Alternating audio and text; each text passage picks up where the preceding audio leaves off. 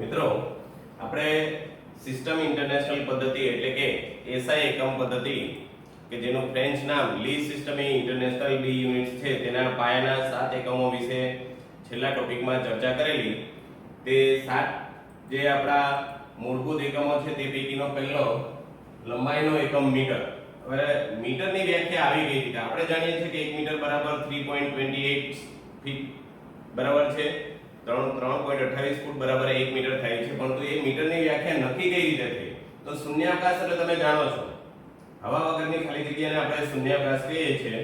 તો પ્રકાશ એને શૂન્યાવકાશમાં 1 સેકન્ડના 1/299 આટલો ભાગ 1 સેકન્ડના આટલા ભાગમાં એને શૂન્યાવકાશની અંદર આટલા 1 સેકન્ડના આટલામાં ભાગમાં કાપેલા અંતરને, એટલે જેટલું અંતર એને કાપેલો છે તેને 1 મીટર તરીકે નક્કી કરવામાં આવેલું છે. આમ મીટરની વ્યાખ્યા પ્રકાશે શૂન્યાવકાશમાં કેટલું અંતર કાપેલું છે તેની મદદથી નક્કી કરવામાં આવેલી છે. બીજી છે કિલોગ્રામ. તો આપણે જાણીએ છીએ દળનો એકમ કિલોગ્રામ છે. હવે કિલોગ્રામ એ ફિક્સ કરેલું દળ છે. એ આંતરરાષ્ટ્રીય એકમ પદ્ધતિ નક્કી કરનારા જે કઈ વ્યક્તિઓ હતા તેમને નક્કી કરેલું દળ છે. તો દળનો એકમ કિલોગ્રામ છે આપણે જાણીએ છીએ, પણ 1 કિલોગ્રામ એટલે કેટલું દળ? તો 1 કિલોગ્રામના આંતરરાષ્ટ્રીય આદિરૂપ પ્રોટોટાઇપ જેટલું દળ. આંતરરાષ્ટ્રીય આદિરૂપ પ્રોટોટાઇપ એટલે શું? કે ફિક્સ કરેલું દળ કે જે એ લોકોએ નક્કી કરેલું હતું CGPM સંધિમાં, તે દળને આપણે સમગ્ર વિશ્વમાં 1 કિલોગ્રામ તરીકે ગણેલું છે. ત્યારબાદ આવે છે સમય. તો સમય માટે આપણે જાણીએ છીએ કે એસઆઈ એકમ પદ્ધતિમાં સમયનો એકમ સેકન્ડ છે. હવે સમયનો એકમ સેકન્ડ એ નક્કી કઈ રીતે કરવામાં આવ્યો તે તો આપણે જાણીએ છીએ કે આપણું કેમિસ્ટ્રીનું 55 નંબરનું તત્વ સીઝિયમ છે. તો સીઝિયમના ધરાવસ્થામાં 2 પરમાણુ લેવાના. તેની ભૂમિ અવસ્થાના 2 પરમાણુ લઈએ તો 1 સેકન્ડ એટલે સીઝિયમ 133 પરમાણુની ધરાવસ્થાના 2 અતિ સૂક્ષ્મ સ્તરો. અતિ સૂક્ષ્મ સ્તર એટલે એક સ્તર ધારો કે આપણે આ લઈએ, બીજું સ્તર આપણે આ લઈએ. આ 2 સ્તર છે. સીઝિયમ 133 કે જેનો પરમાણુ ક્રમાંક 55 છે. આ તત્વના 2 અતિ સૂક્ષ્મ સ્તર લીધા અને તેમની વચ્ચે વિકિરણનું દોલન થશે. વિકિરણનું દોલન થશે એટલે આ એક આવર્ત પૂરો થાય. આ રીતે એક પછી એક આવર્ત પૂરા થશે. આવા સીઝિયમ 133 પરમાણુની ધરાવસ્થાના 2 અતિ સૂક્ષ્મ સ્તર વચ્ચે થતી સંક્રાંતિના અનુવર્તી વિકિરણના, એટલે આ જે સંક્રાંતિ થાય છે વિકિરણની, તેના 91 92 63 17 70 આવર્તનો સમયગાળો કે જેને આપણે 1 સેકન્ડ તરીકે ગણતરીમાં લઈએ છીએ.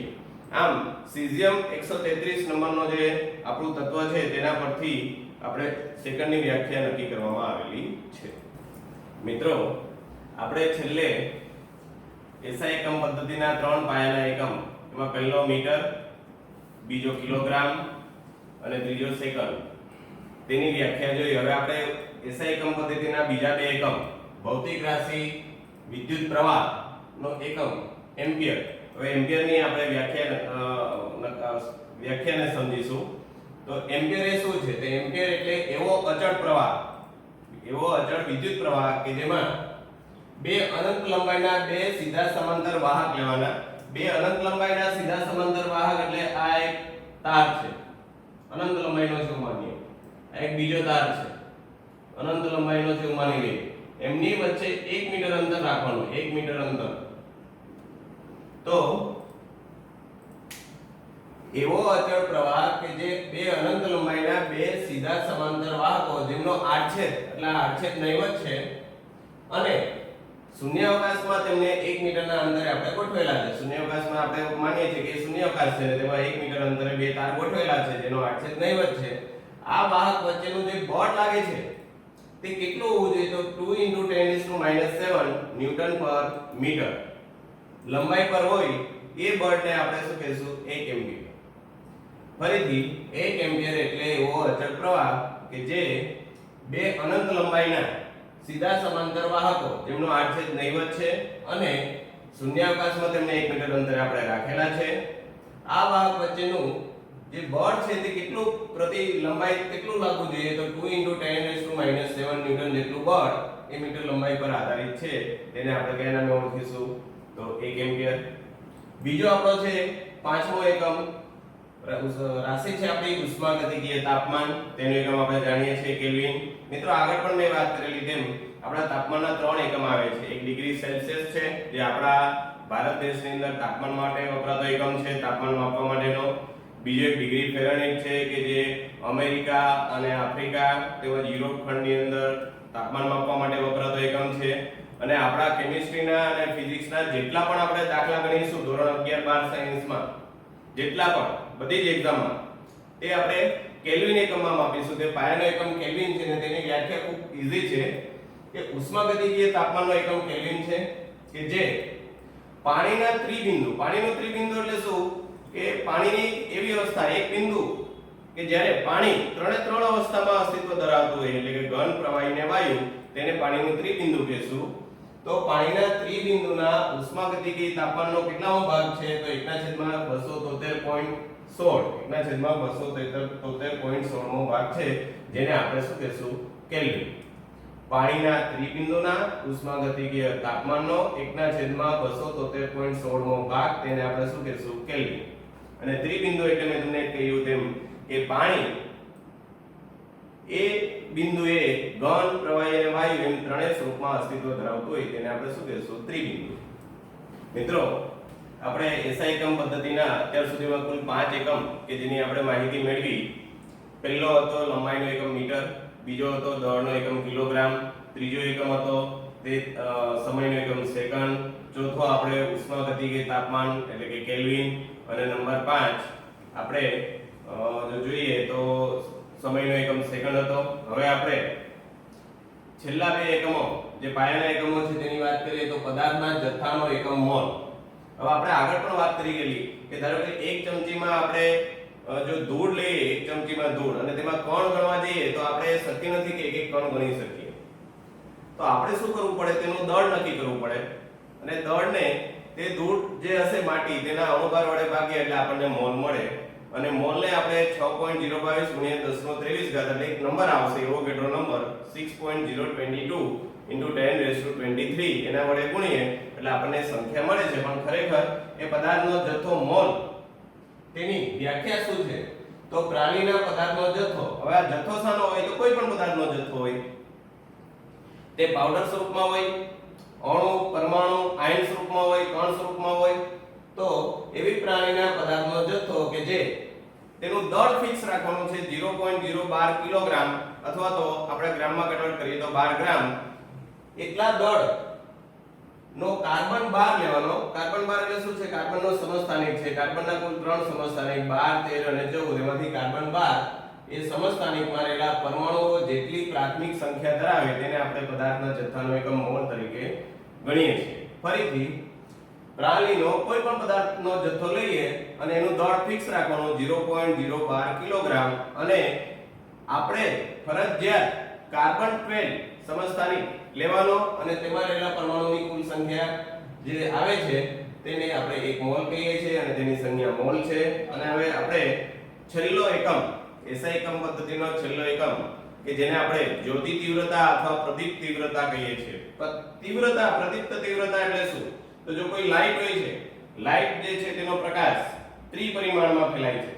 આપણે શું કરીશું? પ્રકાશનું એવું વિકિરણ લેશું કે જે એકવાણી હોય. એકવાણી એટલે સ્ટ્રેટ લાઈનમાં એક જે કિરણ જતું હોય તેની વાત કરીશું. તેના ઉપરથી આપણે વિકિરણનો એકમ એટલે કે કેન્ડેલા નક્કી કરીશું. તો કેન્ડેલા શું છે? તો કેન્ડેલા એ 540 × 1012 આવૃત્તિ, એટલા હર્ટ્ઝ ધરાવતી આવૃત્તિ વાળા પ્રકાશનો સ્ત્રોત એની તીવ્રતા છે. જે એકવર્ણી વિકિરણનું, એકવર્ણી વિકિરણ એટલે એક સિંગલ વિકિરણ, જે આપણી પ્રકાશ છે તેનું એક સિંગલ વિકિરણ નું આપેલી દિશામાં ઉત્સર્જન કરે એટલે ચોક્કસ દિશામાં જતું હોય તે જ દિશામાં તેનું ઉત્સર્જન થવું જોઈએ. અને તેની વિકિરણની તીવ્રતા કેટલી હોવી જોઈએ? તો 1/683 વોટ પ્રતિ સ્ટેડિયન તે દિશામાં હોય તો તેને આપણે શું કહીશું? કેન્ડેલા સીડી. ફરીથી કેન્ડેલા એટલે કેટલી આવૃત્તિ વાળો પ્રકાશ? તો 540 × 1012 હર્ટ્ઝ જેટલી આવૃત્તિ વાળા પ્રકાશના સ્ત્રોતની તીવ્રતા છે. પણ એ પ્રકાશનો સ્ત્રોત કેવો હોવો જોઈએ? તો એકવર્ણી હોવો જોઈએ. એ એકવર્ણી વિકિરણનું આપેલી દિશામાં, એક ચોક્કસ દિશામાં જ ઉત્સર્જન કરે અને તેની વિકિરણની તીવ્રતા પણ ફિક્સ છે આપણી 1/683 વોટ પ્રતિ સ્ટડિયન તે દિશામાં હોય તેને આપણે કેન્ડેલા સીડી કહીશું. મિત્રો આપણે આગળ એસઆઈ એકમ પદ્ધતિની વાત કરી. હવે આપણે જે એસઆઈ એકમ પદ્ધતિમાં વપરાતા પૂર્વક છે તેની વાત કરીશું. તો તમે જાણો છો તેમ આપણી સંખ્યાઓ બરાબર છે, એમાં 10 આપણો પૂર્ણાંક લેશું તો 10 એ ડેકા કે જેની સંજ્ઞા DA છે. ત્યારબાદ આ બધા શું છે તો 10 કરતા મોટી કિંમતો છે. આ બધી 10 કરતા મોટી કિંમતો છે તેની અંદર જો વાત કરીએ તો 10 નો 2 ઘાત એટલે હેક્ટો એટલે h એટલે 100 થયું. 10 નો 3 ઘાત એટલે 1000 એટલે કિલો એટલે k થયું. બરાબર છે. હવે આપણે 10 નો 3 ઘાત હોય તો આ કિલો શબ્દની જગ્યાએ k આપણે લખી શકીએ અથવા તો 10 નો 3 ઘાત અથવા કિલોની જગ્યાએ k લખી શકીએ. હવે એક ઉદાહરણ આપું છું તમને કે 1 કિલોમીટર બરાબર ખાલી જગ્યા ડેકામીટર. આપણે ખાલી જગ્યામાં સપોઝ કે x ધારી લઈએ તો 1 કિલોમીટર એટલે શું થશે તો 1 ગુણ્યા k એટલે શું છે? k એટલે 10 નો 3 ઘાત છે. બરાબર. ખાલી જગ્યા માટે આપણે x નક્કી કરીએ તો x ગુણ્યા ડેકામીટર આપણે શું લખીશું 10. તો x બરાબર શું આવશે 10 નો 3 ઘાત ડિવાઇડ બાય 10. આમ x બરાબર શું આવશે તો 10 નો 2 ઘાત. એટલે આપણો આન્સર કેટલો આવી ગયો 10 નો 2 ઘાત. આ રીતે આપણે શું કરીશું કે અમુક સંખ્યાઓને બીજી સંખ્યામાં કન્વર્ઝન કરવું હોય તો આપણે આ બધા એકમોનો ઉપયોગ કરીશું. આપણે બીજું એક ઉદાહરણ લઈએ તો સપોઝ કે 1 મેગામીટર બરાબર ખાલી જગ્યા પેટામીટર લઈ લઈએ. પેટામીટર તો આપણે શું કરીશું 1 મેગામીટર. મેગા એટલે આપણે કયો એનો પૂર્વક લઈએ છે ગુણક કયો છે મેગાનો? તો મેગાનો ગુણક જે છે તે 10 નો 6 ઘાત છે. તો 1 ગુણ્યા 10 નો 6 ઘાત x ઇન્ટુ પેટાનો ગુણક કયો છે? તો પેટાનો ગુણક 10 નો 15 ઘાત છે. તો x ગુણ્યા 10 નો 15 ઘાત માટે x 10 નો 6 ઘાત ડિવાઇડ બાય 10 નો 15 ઘાત is equal to 10 નો માઈનસ 9 ઘાત is equal to x.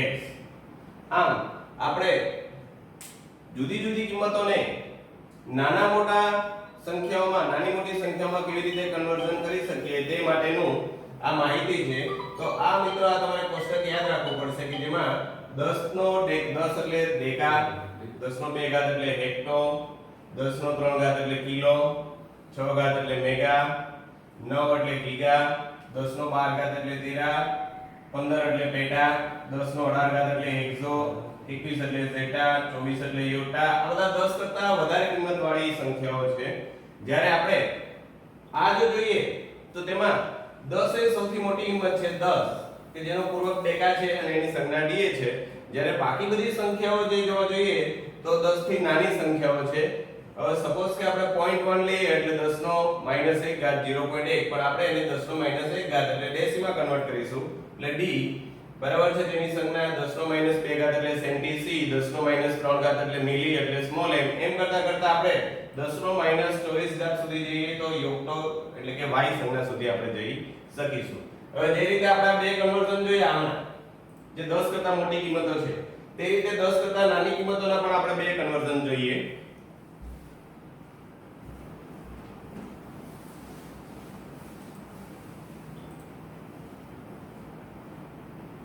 હવે આપણે ત્રીજું ઉદાહરણ લઈએ.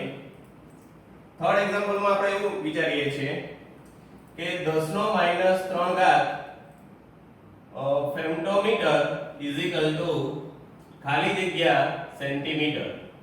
હવે આપણે જાણીએ છીએ કે આ ફેમ્ટો છે અને આ સેન્ટી છે. તો 10 નો -3 ઘાત ફેમ્ટોમીટર માટે ઇન્ટુ 10 ફેમ્ટોની વાત કરીશું તો 10 એનો ગુણાંક છે એટલે 10 15 is equal to x into centimetre માટે વાત કરીએ તો સેન્ટીમીટર માટે 10 નો -2 ઘાત એનો ગુણાંક છે 10 નો -2 ઘાત માટે x is equal to 10 raised to -18 divided by 10 raised to -2 is equal to 10 raised to -16. આ એક ઉદાહરણ થયું. આ ઉપરાંત હજી એક એક્સ્ટ્રા ઉદાહરણ લઈ લઈએ. આપણે બંનેને કન્વર્ટ કરીને લઈએ, બંનેને ભેગું લઈને તો નંબર 4 10 નો -3 ઘાત પેટામીટર ઇઝ ઇક્વલ ટુ બ્લેન્ક ફેમ્ટોમીટર. હવે આપણે જોઈએ તો 10 નો -3 ઘાત, હવે પેટા એટલે કેપિટલ P છે તો કેપિટલ P પેટામીટર તેનો ગુણાંક 10 નો 15 ઘાત છે તો into 10^15 is equal to x multiply by femtometer માટે આપણે લઈએ તો 10 નો -15 ઘાત માટે x is equal two 10^12 divided by 10^-15 is equal to 10^27.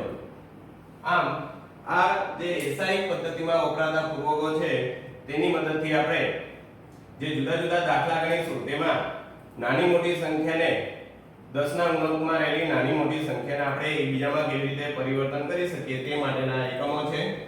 આ પણ આપણને દાખલા ગણવા માટે ખૂબ જ ઉપયોગી બનશે કેમ કે આગળ જતા આપણે મીટરના સેન્ટીમીટરના દાખલા આવશે, કિલોગ્રામને ગ્રામમાં કન્વર્ટ કરીને દાખલા આવશે અથવા તો ગ્રામના કિલોગ્રામ અથવા તો મિલીગ્રામના કિલોગ્રામ કરીને દાખલા ગણવાના આવે તો ત્યારે આપણને ખૂબ જ મદદરૂપ બનશે.